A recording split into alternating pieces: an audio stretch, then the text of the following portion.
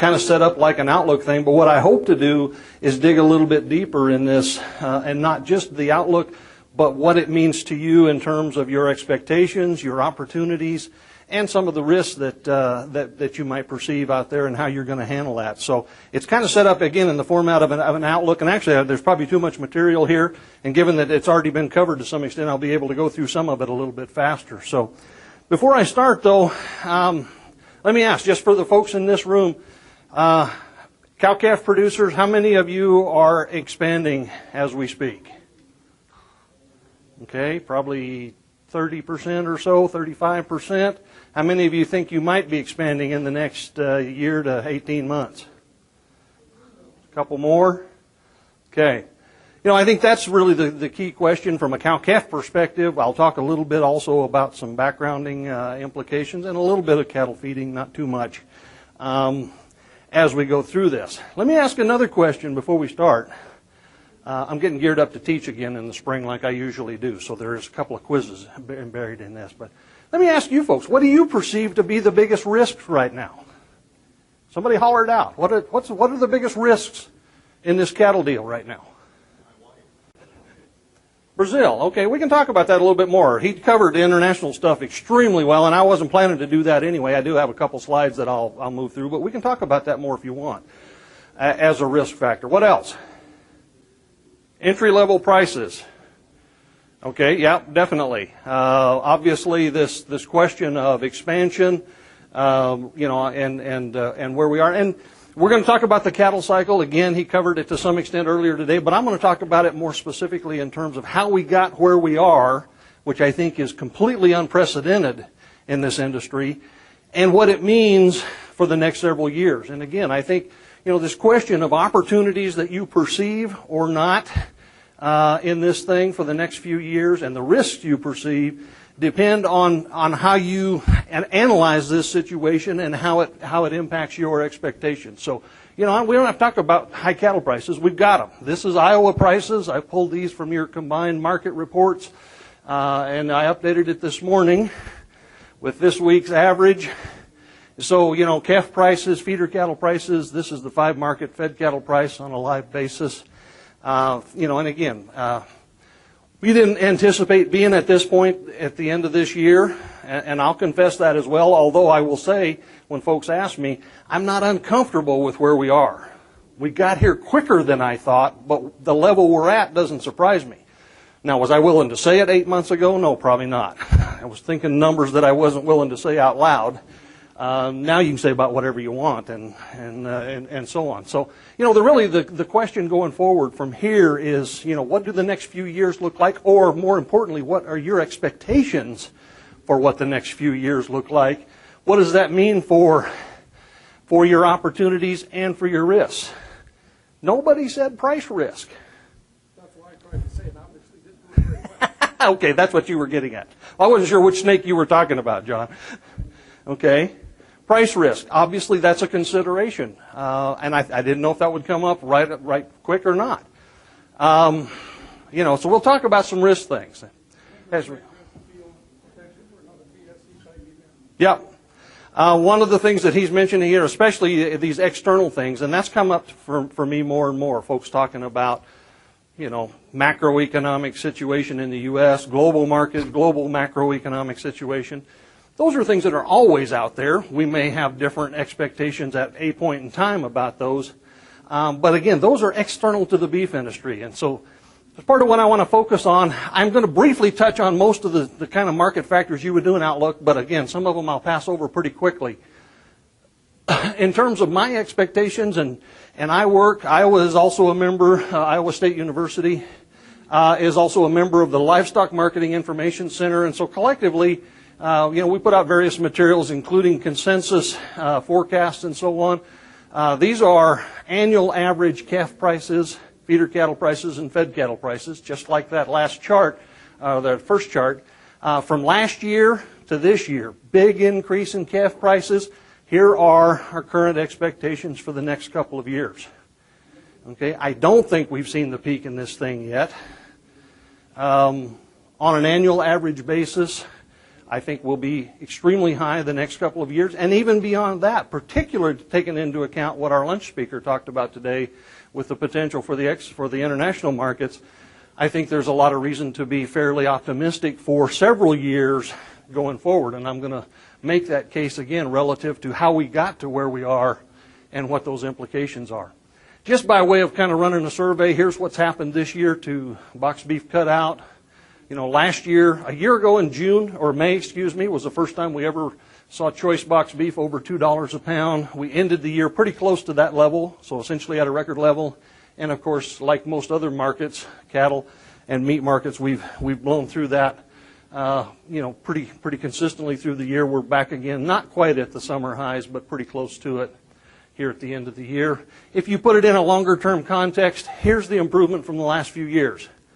You know, go back to 2005. This period from here up to and including the recession was pretty stable. You can see some weakness there in 2009, really associated with the recession. And then what's happened since then has been a fairly consistent increase. And I think we sort of overlook how much we've already improved going into this. The last few months have been particularly dramatic, okay, but it's built on top of a base that's been growing for some time. Cull cow prices, record levels. These are Southern Plains prices, but they're, similar to what you'd see here. $1.15. So what are these cull cows worth? They're worth $1,500, $1,600. That's their value between hamburger buns. And Brett did a good job of talking about the role of that hamburger market. Obviously, when we get into the question of the investment cost to expand and to get into this business or expand this business, that's going to be the base. It is driven by the meat markets, but it goes obviously well beyond that.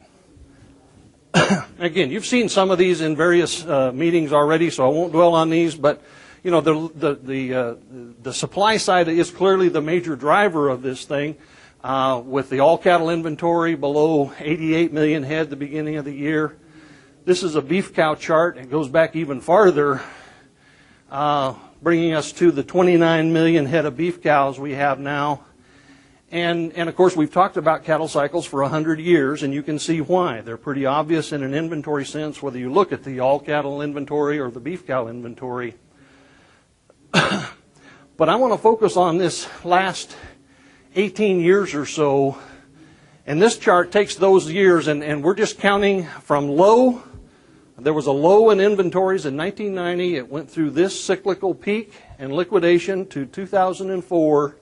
And then where we are currently is technically this cycle, which we're 10 years into by this measure.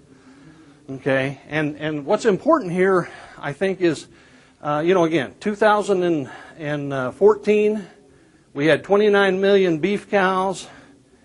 We never intended to be this small as an industry. The 29 million cows we have now is not a cyclical low in the sense of what the industry would normally have done.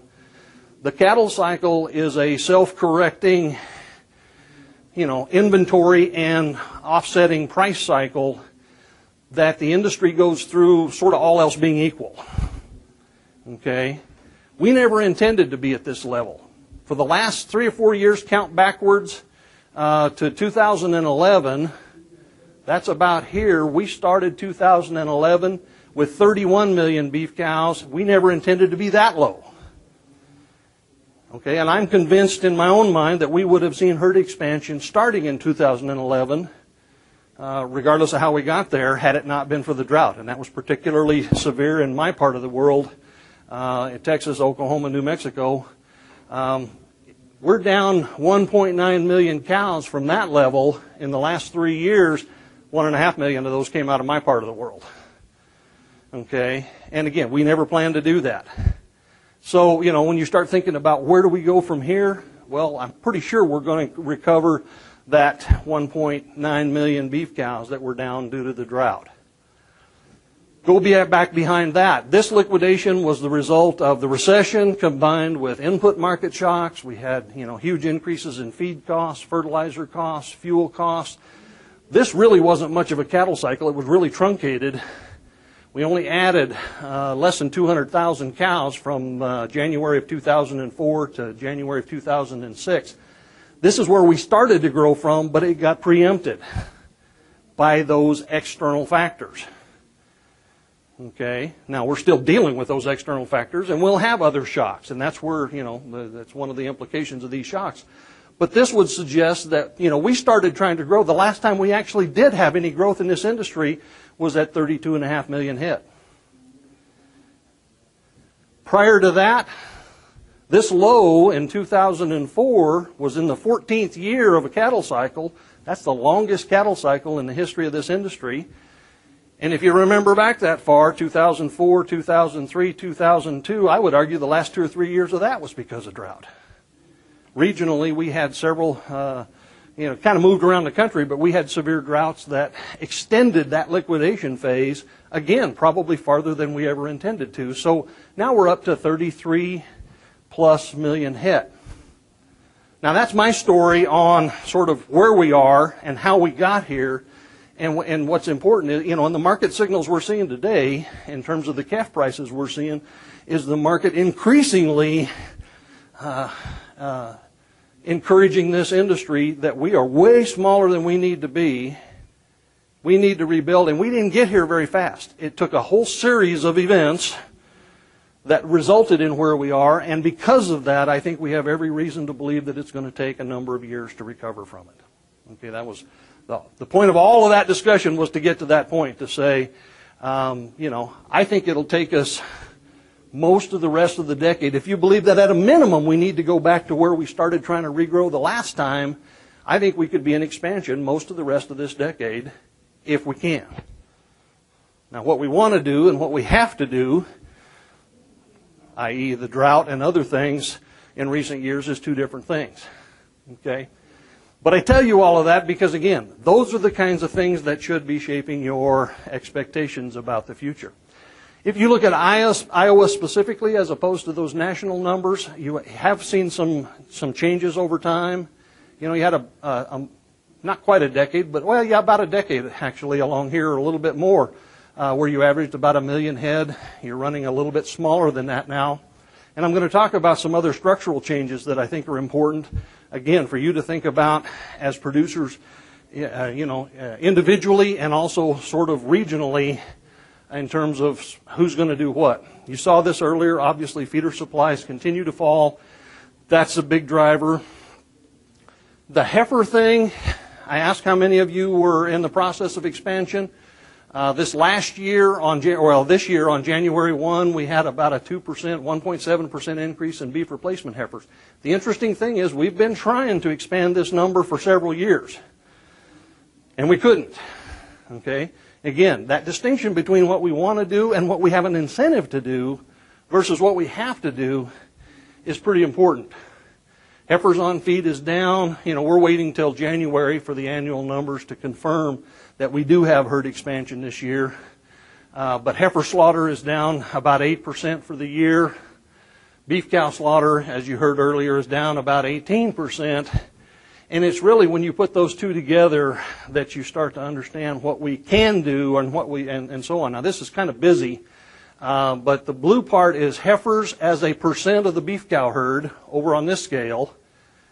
That's the solid blue line. The dashed line is the long-term average. If you just average all those numbers out, it's about 17.1% nationwide.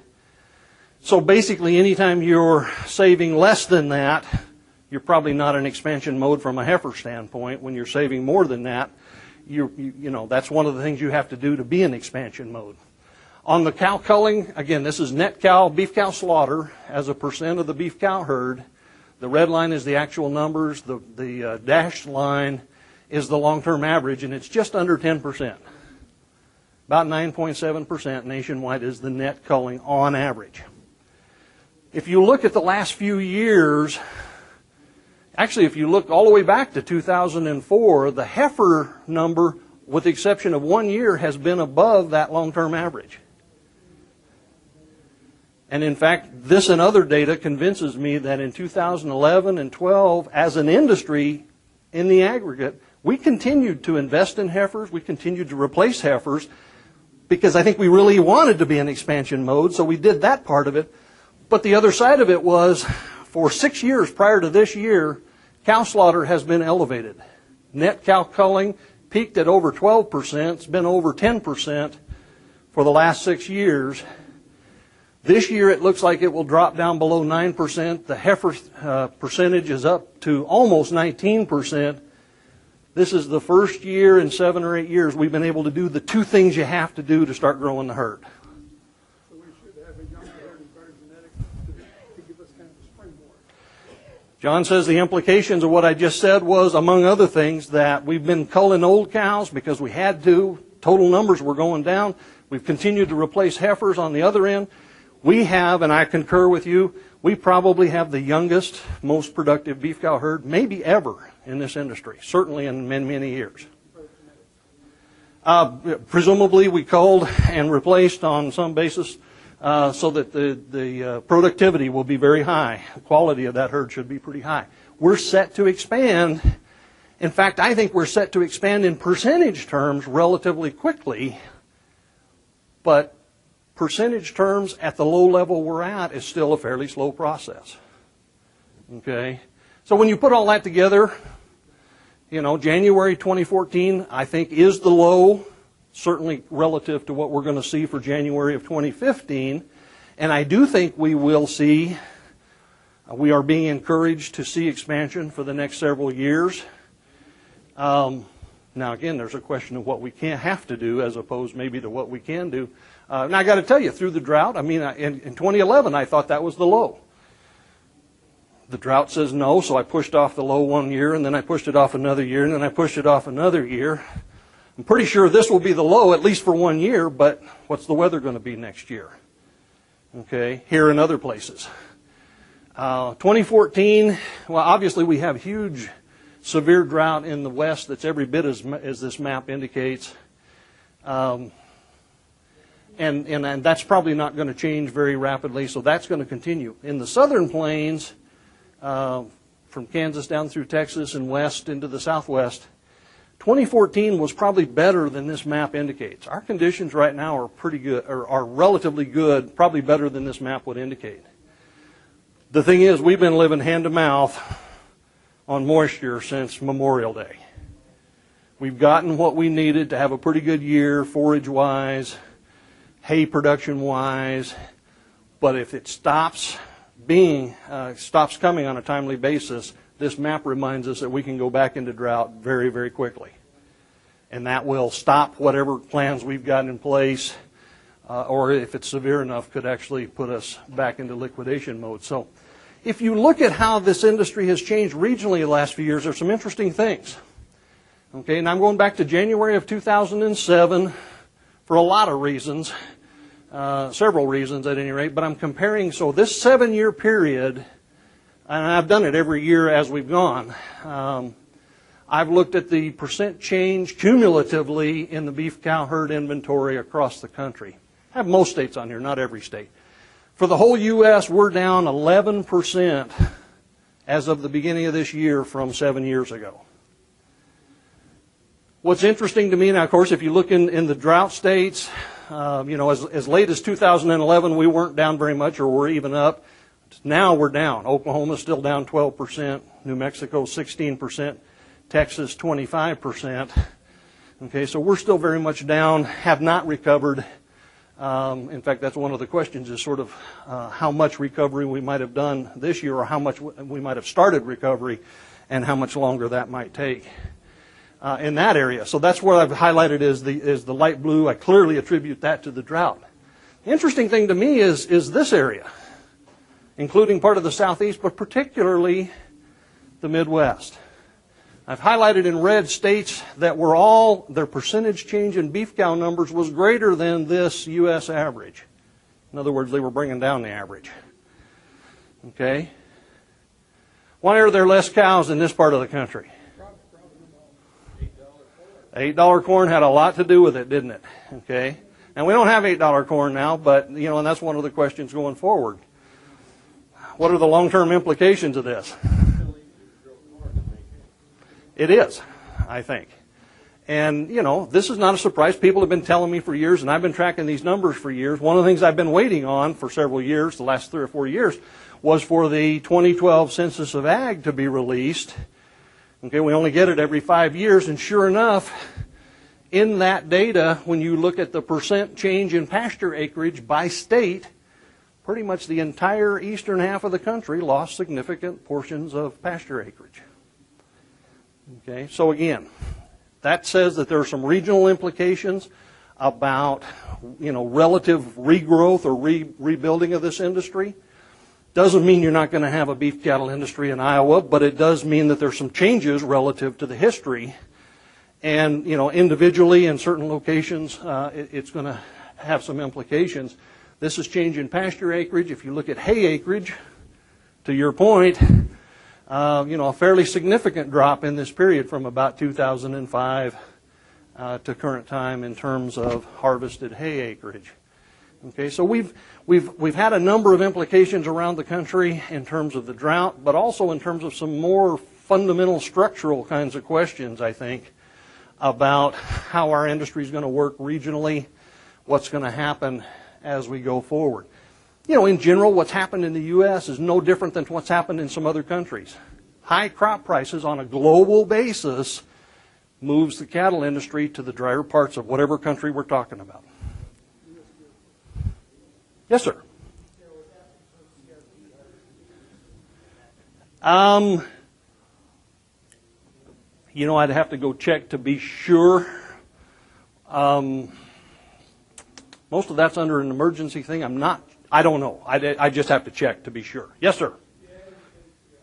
Okay. Never been asked that, so I haven't bothered to check. I wasn't 100% sure, but the only reason I hesitated is because early in the year we're not planning on harvesting those. We've got our estimates of harvested acres, and then as we go through the summer, if we do it, I wasn't sure if it got picked up in the data or not. Okay. In the U.S., of course, you can see the drought impacts on a nationwide basis with harvested acres down severely for, in 2011, 2012. Has come back somewhat, but again, still at a somewhat lower level. Okay. So that's sort of some regional things. Yes?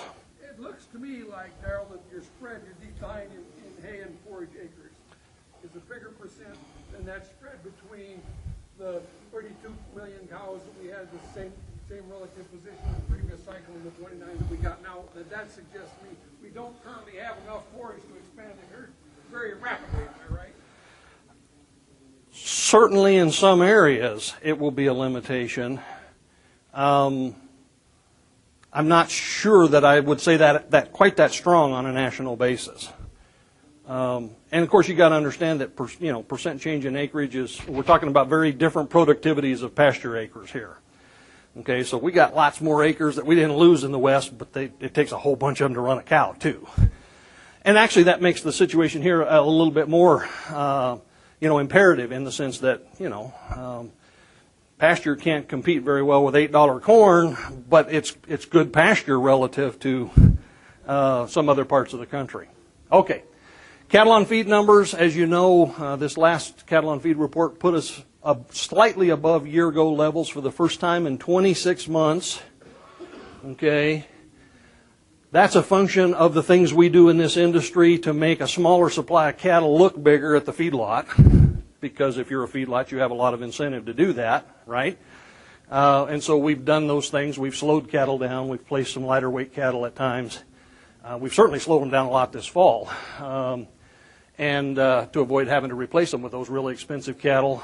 Obviously, feed prices from a cattle feeding standpoint have improved dramatically this year and actually fed into that decision about how to manage those cattle on feed inventories. But the fact of the matter is there isn't more cattle out there. And we are looking at break-evens. Now, again, this is kind of a Southern Plains basis, and it's a very general budget type of number. But, we're talking about feedlot break-evens that go over 180 on a live basis. 185, I see some head shaking, and you look at that and you say, man, it just can't happen. Feedlots have got to lose money. And I'm inclined to say that, but you know what? A year ago at this time, we were looking at feedlot break-evens in early 2014 that we're going to be over 160, up to 165. Feedlots are going to lose money, and you know what? They didn't lose money for the most part.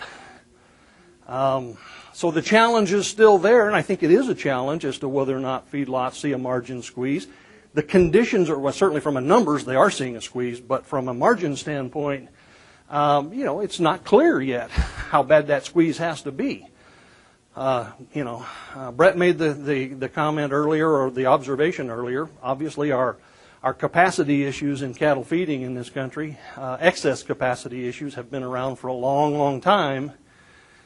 And the recent markets that we've been through, this kind of thing, put a lot of pressure to make those long-term adjustments, and we're not done with that process. I think he talked about the packing plants that we've lost. We know we've lost some feeding capacity, and we're not done with that process.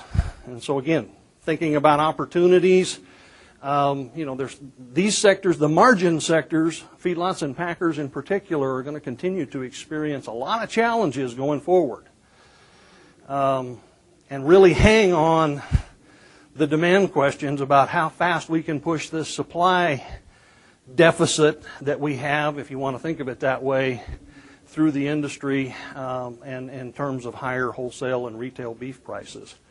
So there's clearly a lot of challenges at this level.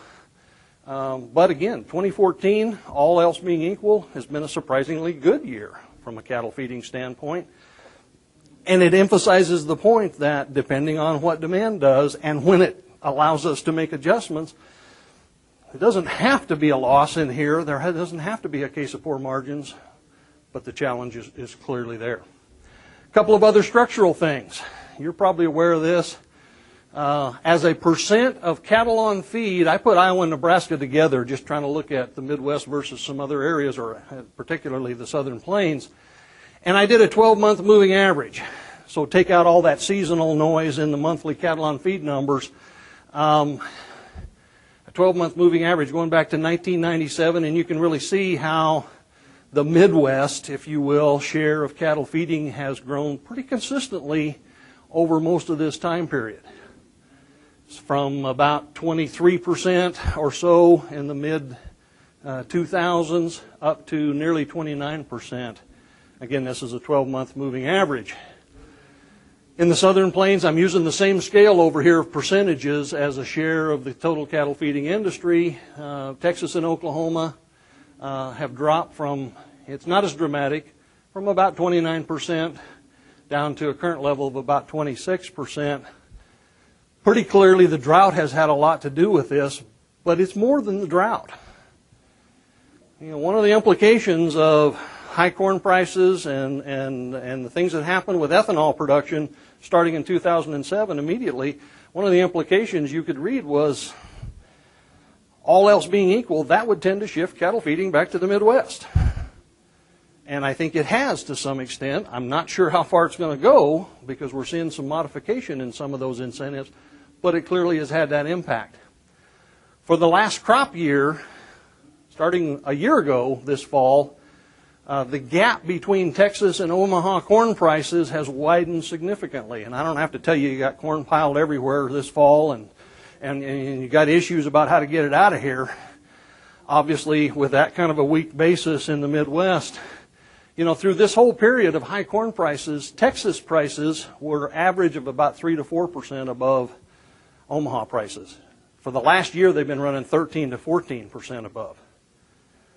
So again, one more factor that changes regional competitiveness a little bit and has implications for some of these regional changes. To some extent, you could sum up this last few set of slides and say, to some extent, what we've done is sort of shifted cow-calf production farther west and cattle feeding back to the Midwest.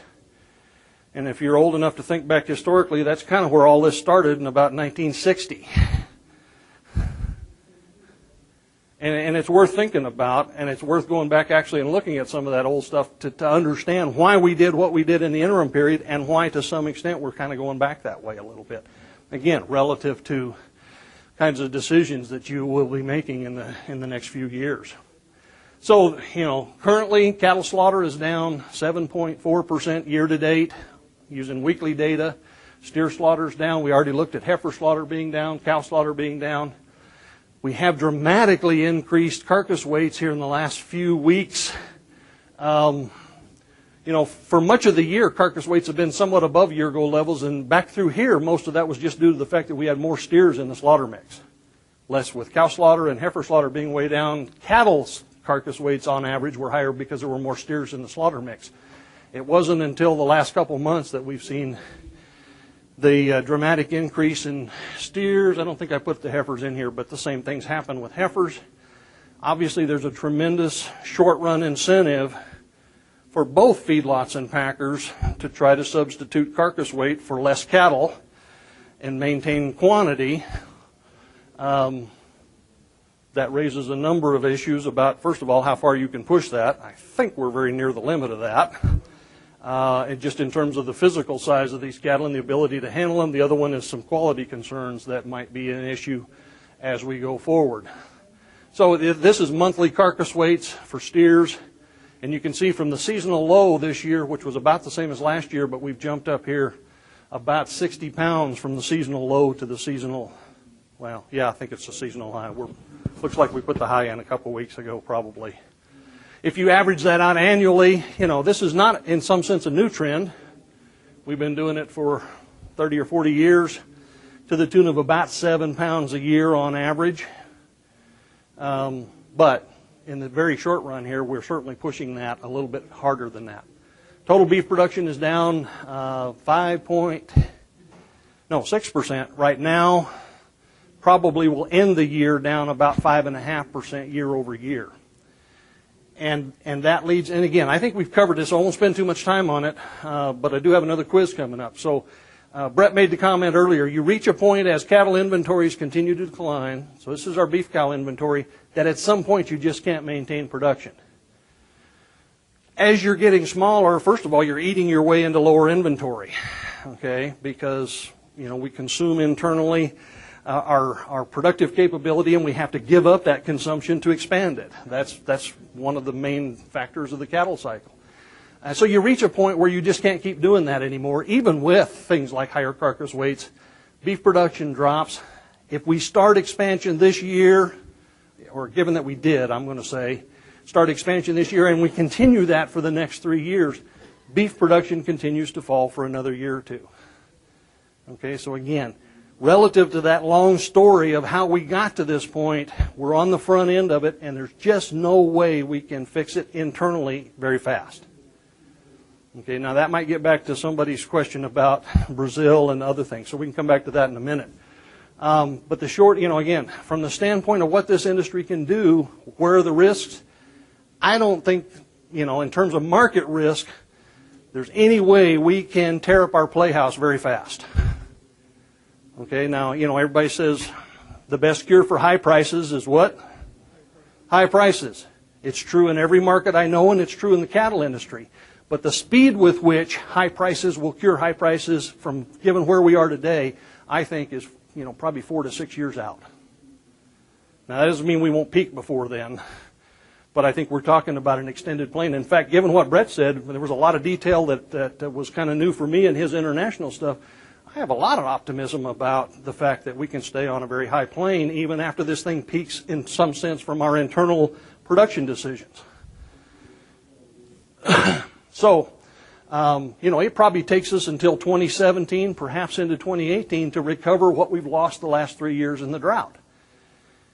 If he's right, and I concur with the international potential in this market, again, we could be talking about growing back to that 33 plus or minus beef cow range, and that really can't happen much faster than 2018, 2019, something like that.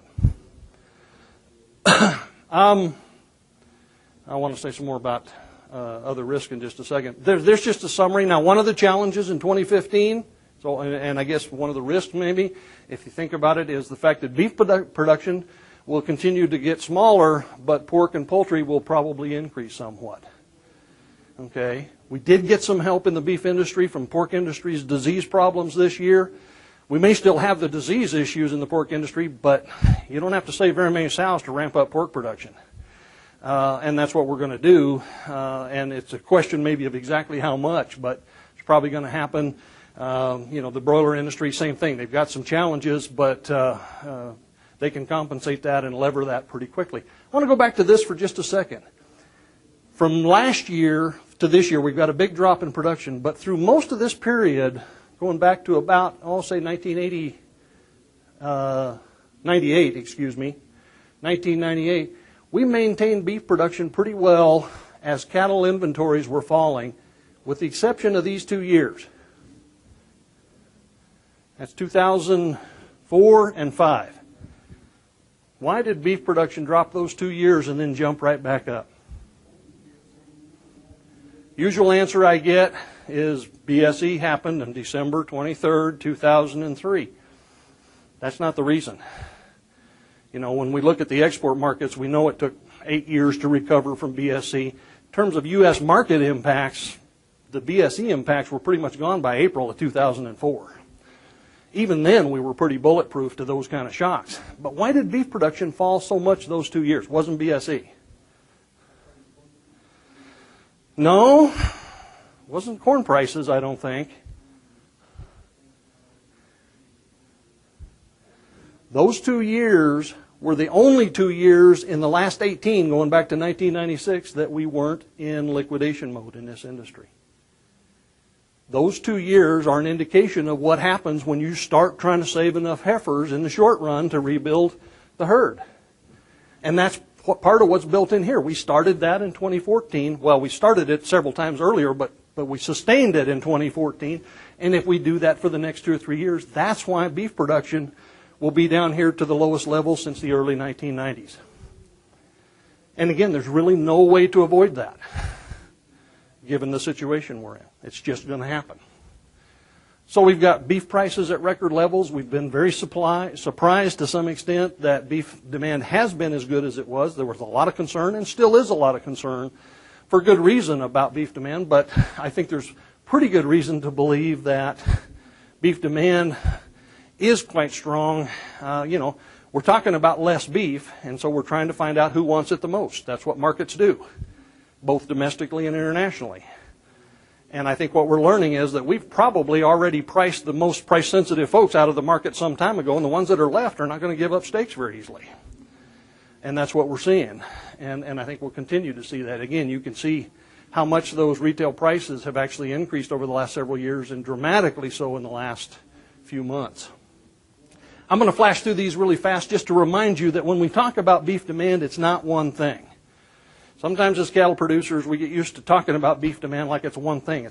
It's hundreds of different products, literally, but we can put it at least in terms of some of the primals and subprimals and talk about middle meat demand, which has been up most of this year for ribeyes, for tenderloins. The end meats, which is, these have been strong. The hamburger market certainly plays into this to some extent, but exports as well in all of these markets, depending on which export market we're talking about. There's those 90s that we were talking about from the hamburger standpoint, which are used relative to 50% trimmings from our feedlot cattle. And the point is, demand has been pretty robust across all of these products this year, really for the first time in several years. We've struggled with middle meat demand going all the way back to the recession, with the end meats and the hamburger market carrying a bigger share of the load. This year, we're really seeing all of them responding fairly robustly in a reduced supply situation. We already talked about this, so I will do this very quickly. How are we doing on time? We're going to be out here pretty quick. I concur with Brett. We're talking about beef exports that are pretty much unchanged this year, probably will drop very modestly the next couple of years. High prices ration product, so you'd expect that. If we can maintain it at no more than this kind of a decrease, I think that's a very strong statement about the demand for U.S. beef in export markets without getting into the details of specific markets. Imports are way up this year. You'd expect that in general with the high prices we've got, attracting meat, particularly processing beef, because that's what we need the most of in terms of relative shortages in the market. And so we're seeing that, and so we're seeing more beef imports this year, and we'll likely see modest increases again the next couple of years. back to the question of Brazil, and I'm not sure if you were talking about beef or live cattle or both. Both. And I've had this question a lot. Well, if we don't produce enough in the U.S., we'll just import beef from other countries. Again, beef is not one thing. It's a bunch of different products, and it's very quality specific. And the fact of the matter is, U.S.-style fed beef is still pretty unique in the rest of the world. Okay, us and Canada have very similar systems in terms of the kind of beef we produce and prefer in our markets. Brazil has a very tiny feedlot industry, and even then they don't really feed like we feed cattle here. Mexico's the same way. I've worked in Mexico for 25 years. They have a cattle feeding industry that's grown a lot, but by and large it still doesn't produce the kind of beef that we produce here. Although in the last few years we have imported muscle cuts from Mexico that fit into a certain niche in the U.S. market. Okay? But the bottom line is, from a meat standpoint, I don't think there's any place in the world that could supply beef that would work in the U.S. market. It works as processing beef, and that's what we're getting. We will get less from Australia if their drought ever breaks. But there's other places we can get some of that kind of meat. But its role is very limited and at the margin. And same thing from a cattle standpoint. I'll talk about Mexico and Canada in a little bit, where we do trade some cattle, but we're not going to get Brazilian cattle, because out of those 200 million cattle they have, about 85% of them are that breed. Very popular historically in Brazil. That's the system they're coming from. Brazil has a lot of potential to grow in coming years in terms of being a global beef market player, but not so much directly into the U.S. It will be indirectly in terms of them supplying other markets. Okay. We do import some cattle from Canada and Mexico here on the continent. Mexican cattle imports, well, let me talk about Canada first. We are seeing an increase in feeder cattle imports this year. But all things considered, cattle numbers are fairly tight in Canada, and they're extremely tight in Mexico. Now, this is annual numbers, so from these 2 years of increased imports from Mexico were because of drought. The same drought we had in Texas and Oklahoma extended down through the northern, almost half of Mexico. So they were forced to liquidate cattle. They dropped dramatically here because they don't have that many cattle. They're back up a little bit this year, about 10%, I think is where we're going to end up. Because $3 calves will pull calves out of the woodwork wherever it can, but it's not in a sustainable way. My suspicion is that from both Mexico and Canada, but especially Mexico, we will see less cattle imports next year because we don't have that many cattle on the North American continent. They're just not there. Okay, last bit that I've got. Here's prices as of today's last week's summary for Iowa prices. I've got Oklahoma on here too. They're pretty close together right now.